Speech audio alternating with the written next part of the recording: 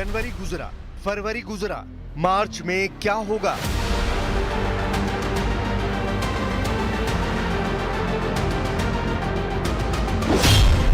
क्या 2025 का सबसे खतरनाक पल आ चुका है?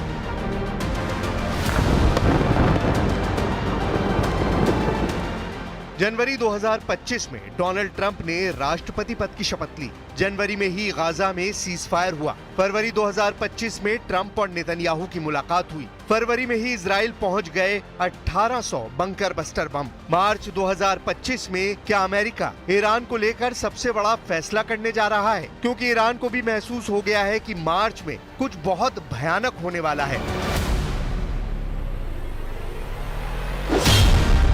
अमेरिका के राष्ट्रीय सुरक्षा सलाहकार माइकल वॉल्ट्स ने कहा है कि ईरान को लेकर सभी विकल्प खुले हुए हैं। अगर ईरान परमाणु कार्यक्रम छोड़ेगा तो बात होगी। ईरान खेल खेलने की गलती ना करे जैसा कि वो पहले करता आया है। अमेरिका की लीडरशिप ईरान पर आक्रामक है। इसका सबसे बड़ा सिग्नल ट्रंप और ज़ेलेंस्की मीटिंग से ही मिला है। इस मुलाकात में ये बात साफ हो गई कि यूक्रेन को अब अमेरिका से और हथियार नहीं मिलेंगे। लेकिन खबर ये नहीं, बड़ी खबर ये है कि जो हथियार यूक्रेन को मिलने वाले थे वो अब इजराइल पहुंच रहे हैं।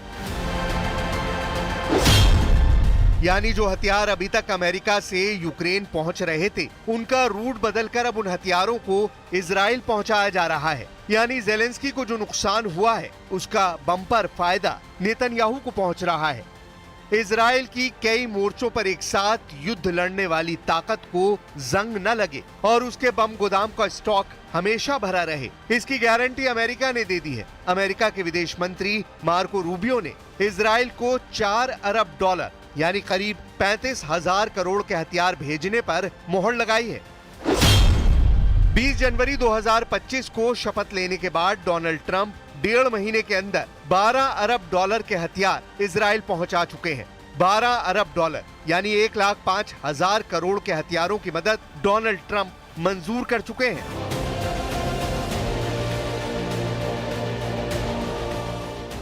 फरवरी में ही इजराइल के अशदोद बंदरगाह का ये वीडियो वायरल हुआ था। खुफिया तरीके से रिकॉर्ड किए गए इस वीडियो में बड़े बड़े कंटेनर देखे गए हैं। इन कंटेनरों में है ऐसे बम जिन्हें बंकर बस्टर कहा जाता है। ऐसे बम जो गहराई में बने बंकरों को भी तबाह कर देते हैं। इन ट्रकों को बहुत ही सुरक्षा के साथ निकाला जाता है। बमों की इस खेप का इजराइल लंबे वक्त से इंतजार कर रहा था। अमेरिका ने 2000 पाउंड के 1800 बम इजराइल भेजे हैं। ये डोनाल्ड ट्रंप का नेतन्याहू को बहुत बड़ा धमाकेदार तोहफा है।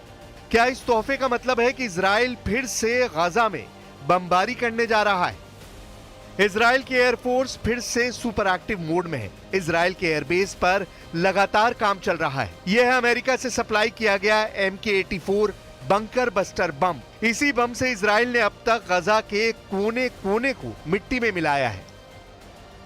इसी बम से इजराइल की वायुसेना ने बेरूत में उन जगहों पर तबाही मचाई है जहां हिजबुल्लाह के अड्डे बताए गए। 2000 पाउंड या फिर 900 किलो से भी ज्यादा इस बम की ताकत क्या है, आप धमाकों को देखकर समझ सकते हैं। जब यह बम गिरता है तो ऐसा धमाका होता है जो पूरी बिल्डिंग को गिरा देता है। ऐसी तस्वीरें पिछले 15 महीनों में गाजा में भी दिखाई गईं और लेबनान की राजधानी बेरूत में भी देखी गईं।